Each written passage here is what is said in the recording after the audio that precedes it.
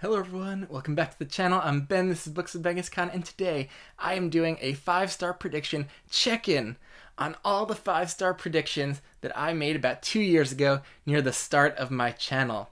So I want to go over how I did on those predictions and also make a few more. So I made 26 predictions, and these were all books. I rewatched my video that were just high priority. I thought I'd be getting to them soon, and to not even read half of them is just poor show on my part. So many other reads kind of got in the way or cropped up that I wasn't expecting. Like Dungeon Crawler Carl just took over my life for a month, and binging a lot of these series that I knew I was gonna be getting into ended up taking a lot longer than I thought, like The Expanse and Song of Ice and Fire, Realm of the Elderlings, and other surprises like the Sanderson secret novels. So I'm not very good at planning out a TBR and sticking to that. I'm a voracious mood reader. So maybe getting to 12 out of 26 was pretty good for what I might have expected for myself. So I have a lot of predictions to go through, and I did pretty well because I'm not too stingy with my 5-star ratings. I give 5 stars when a book fully hooks me, when it's just pretty high on that grip to the page-o-meter, and I have some noticeable emotional investment, and I just try to give every book and series a real chance, and I want to go in loving everything, and these are the ones that I just could not put down and just was so engaged from beginning to end. And also I'm pretty accurate at predicting based on just books I think will fit my taste at this point, and based on the passionate reactions they get in the SFF fandom, and also stack the deck in my favor a little bit by choosing a lot of finales or trilogy finales, because I know I tend to really love those and get a lot of extra impact by the endings of stories. So yeah, I wasn't going out on too many limbs, but we'll see how I did. So the first book was Excalibur. This is the third and final book in the Warlord Chronicles trilogy by Bernard Cornwell. This was an easy prediction. I had just read Enemy of God, book 2, and loved it. One of my favorite books of all time. I thought there's no way this finale could not hit, and I was right. It might not have reached the unbelievable, spectacular peak of Enemy of God, but I still loved it. Amazing trilogy ender, and yeah, that one, easy 5 stars. And then we had Ashes of Man. This was also a pretty easy prediction for me to make because all of the Sun Eater books had been 5 stars up to that point. And even though Ashes of Man might be my least favorite Sun Eater book, it still got that 5-star rating. Even the worst Sun Eater book is just a spectacular read for me. Just so emotionally gripping and intense always in this series. So yeah, 2 for 2. And then I went for A Storm of Swords. So I had watched the show Game of Thrones and really loved the show, especially a lot of those earlier seasons. And this is the book that gets all the accolades, all the fame as people's favorite book of all time. And yes, it did not disappoint. This was great. I gave it 5 stars.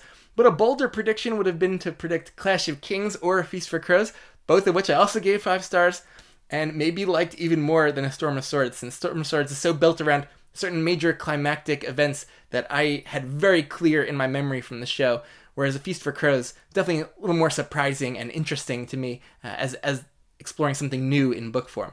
So I was 3 for 3, and the next prediction was Sword of Kaigen, a book I had just seen so much love for as one of the greatest self-pub fantasies in recent years. And I didn't know much about it going in, and I ended up giving it 4 stars, so this was my first miss on the 5 stars, but still liked it, still a successful read overall, but I didn't fall in love with it like I was expecting to, based on all the passionate reactions it gets, and so still a very solid read that I'm happy I undertook. Alright, so we were 3 for 4, and then we have Shogun by James Clavell. I had been just seeing this book be lauded so passionately by a lot of different booktubers that I followed, and I knew that the plot might have been similar to a movie plot that I loved, The Last Samurai, and I thought a book that takes on a kind of similar situation, that's considered one of the historical fiction greats, I thought had a good shot of hitting, and boy, did it hit even more than I expected it to. I fell head over heels in love with Shogun. I started actually watching the show because the book intimidated me a little bit. I didn't love the first chapter on the ship before they got to Japan, and so okay, I'll watch the show, and I was so hooked, And then I saw a few episodes and I'm like, okay, I'm just going to read the book 'cause I don't want to be spoiled on the book. And the book just blew me away with its internal monologues from all these different point of views and the culture clash that's happening and the character growth and arcs and the strategic plotting and the political plot. Oh man, this definitely hit. I should get a bonus point for this because, yeah, just 6 stars for Shogun. And so next, I knew I would be reading the Greenbone Saga as a priority series, and I went with Jade War as my prediction because I'd seen just some varied reactions to Jade Legacy, whereas Jade War seemed to be more universally loved. And so I didn't go for the finale book, and that was a great prediction because I gave it 5 stars, ended up being my favorite book of the trilogy. It was just working for me so well from start to finish in a way that book 1 just had taken a little longer to kind of get my investment. But Jade War, loved the new plot direction.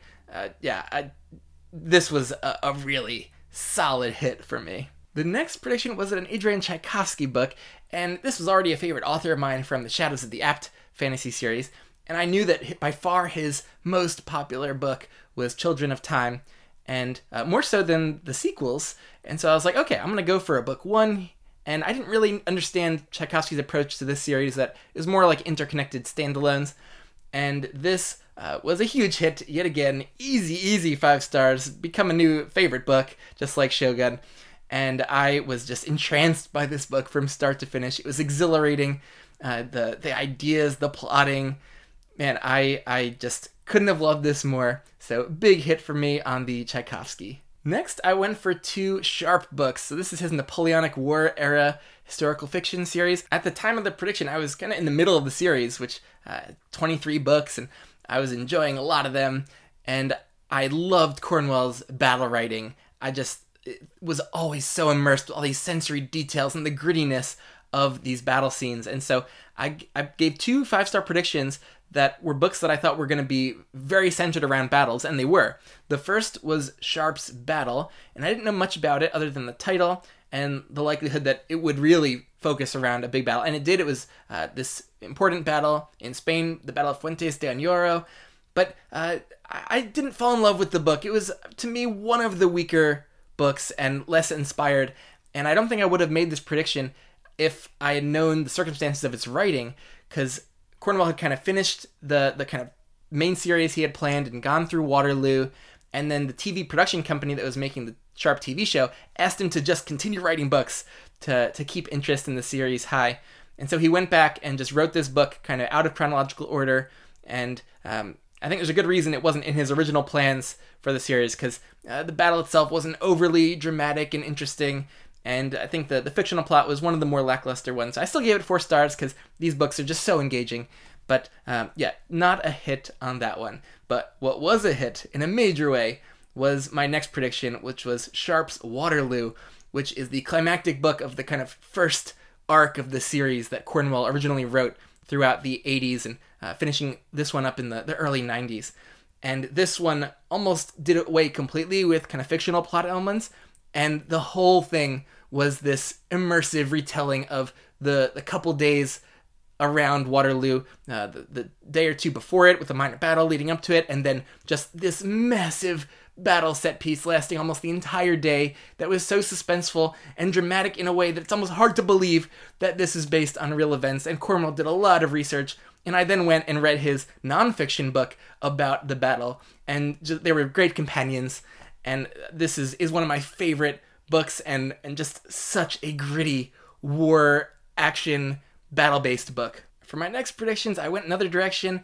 I knew that I would be continuing Realm of the Elderlings, because I'd only read the Farseer trilogy up to that point, and I liked it a good amount, all 3 books, but I hadn't yet fallen completely in love, so I thought, you know what, people love the Live Ship Traders trilogy. I think I'm gonna make a prediction there with book 3, Ship of Destiny, and I did not realize when I made that just how much that series would click with me from basically the beginning to the end. And Mad Ship and Ship of Destiny were just tremendous, easy 5-star reads for me, and so that was a hit, which I thought was going out on a little bit of a limb at the time, but not really. And I also predicted Fool's Fate, which I'd seen just lots of love overall for the Tawny Man trilogy, and again, I did not expect at the time to fall so in love with the Fitz books at that point, since it just hadn't fully clicked with me in those first 3 Farseer books. But man, easy 5 stars for all 3 Tawny Man books. And yeah, it's been an amazing ride. That I have 2 more books left to go in that series. And so yeah, those were 2 hits. And then the last one that I actually read was 11/22/63. I'd only read a couple King reads that weren't 5 stars for me. That was Salem's Lot and At People, which I liked but didn't love. But I've seen a lot of big King fans just universally lauding this book. And I thought a time travel book to the 50s or 60s, I thought that had a good chance of working for me. And man, did it work like gangbusters. I loved this read and just got so emotionally invested in it all from the very beginning and was just entranced throughout. So a big hit for me on that one. So yeah, I hit on 10 out of 12 of the ones I read. It's over 80% hit rate, and I did pretty well for myself, but I didn't go out on too many limbs, so I kind of stacked the deck in my favor. But I wanted to be accurate on this. I wanted to make predictions for what I really thought would hit 5 stars for me. So I'm shows that I think I do pretty well at judging what's going to work and what's not, just based on me being kind of so immersed in the booktube and Discord fantasy fandom and seeing, following people over time and seeing what books really produce these passionate reactions. And I'll just quickly run through the 14 books that I did not read that I had predicted, and these all remain high priority. I can't believe I haven't gotten to some of these, continuing some authors that I've liked or starting series that were high priority. So I'll run through these quickly. So we have Soldiers Live. That's book 10 of The Black Company. Heard great things about the ending of this series. Man, I can't believe I've not started that one by Glenn Cook. And then Troy, Lord of the Silver Bow. So I've liked some of the Gemmel I've read with Legend, and this is one of his late career books, the first book in his Troy trilogy, and I haven't read much ancient Greek historical fiction. I think it'll really work well.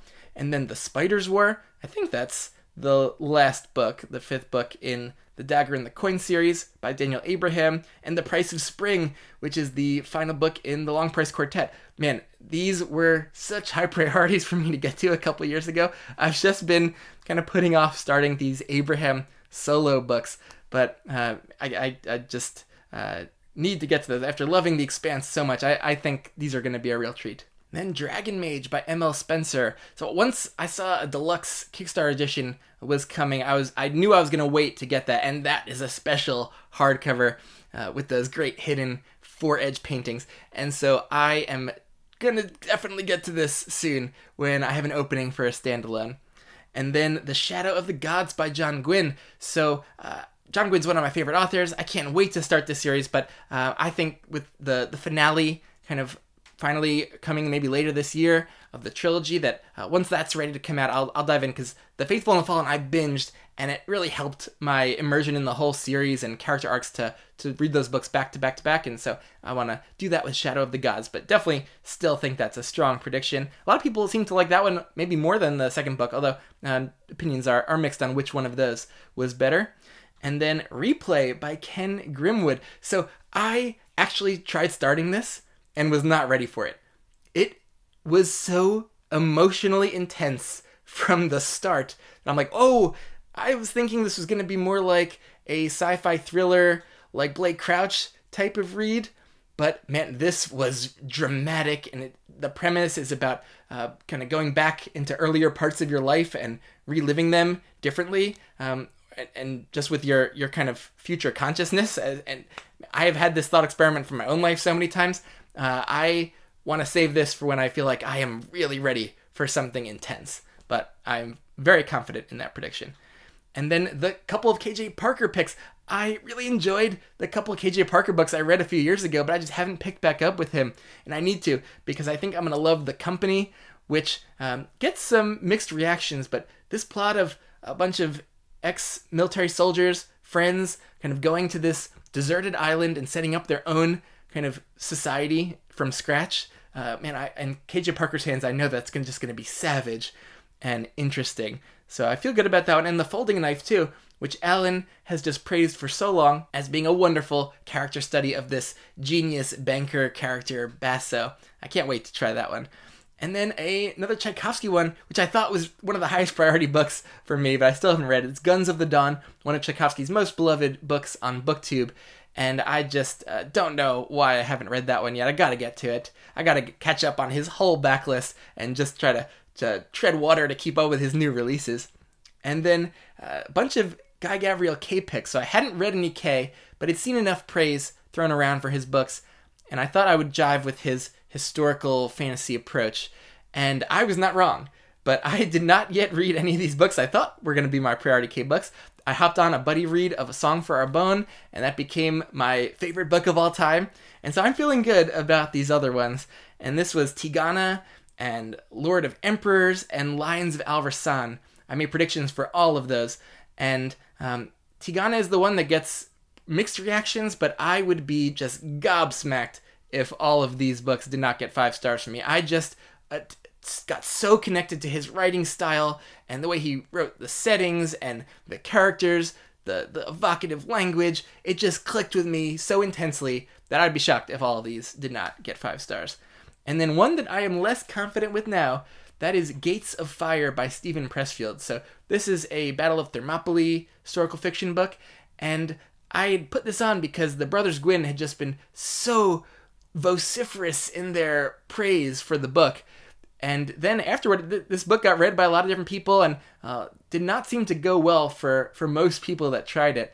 So we'll see how that one will go, but if all these don't hit, that's okay. I'm going to add some new 5-star predictions. Why not, while we're at it?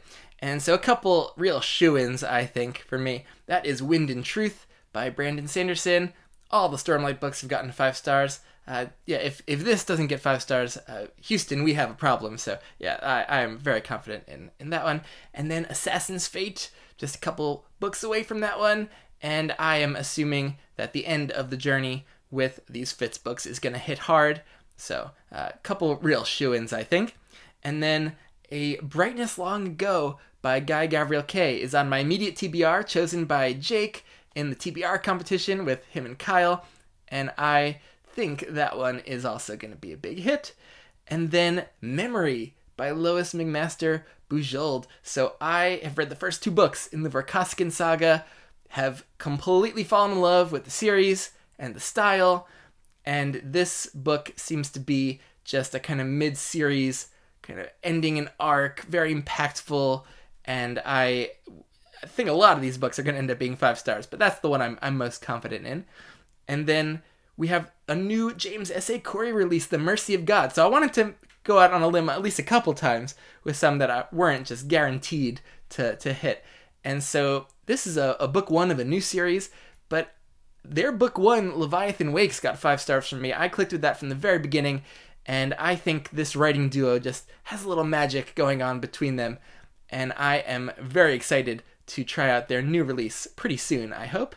And then we have a trilogy finale. So this one is another risky one. This is The Witch Queen of Red Winter by Ed McDonald. So this will finish out the Red Winter Chronicles. And I have liked both of the first 2 books of this trilogy. Maybe not to the 5-star level, but they've been like 4.5 star reads, so they've almost gotten there. And I think this finale might be where we get over that 5-star hump and where everything just fully clicks and I'm really invested. The problem is I've been reading these books as they've come out, and so read the first one a couple years ago, then I read book 2 a year later, and leaving so many months between continuing this one story, it definitely hurts my immersion and enjoyment, and so that is what I'm a little bit worried about, and I don't really think I'll have the time to go back and do full rereads, and so I just hope that I'll be able to kind of pick back up with these characters and the situation, and but it is a really awesome epic fantasy character-driven tale that is pretty emotional so far, and I really like everything McDonald's doing with it. So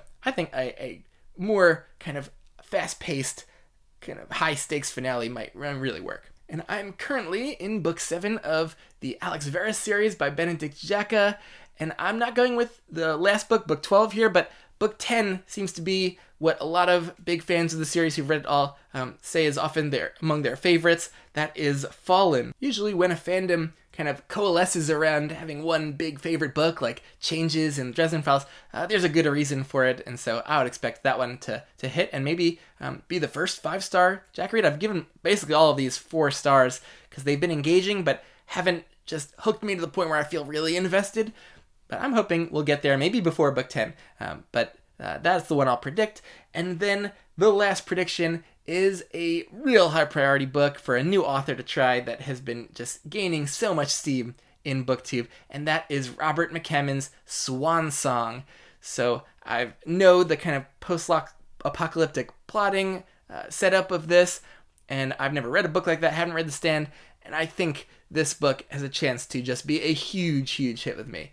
And I would put a prediction for a Stephen King read on here, but I just don't have a good feel for which of the books I'm going to love, like I did 11/22/63, versus ones that just I didn't fall completely in love with, like Salem's Lot. So I've books that I think are probably going to be 5 stars, like Misery or The Shining or It, but I'm not too into horror. I don't know if I'm going to love the horror aspects of some of these.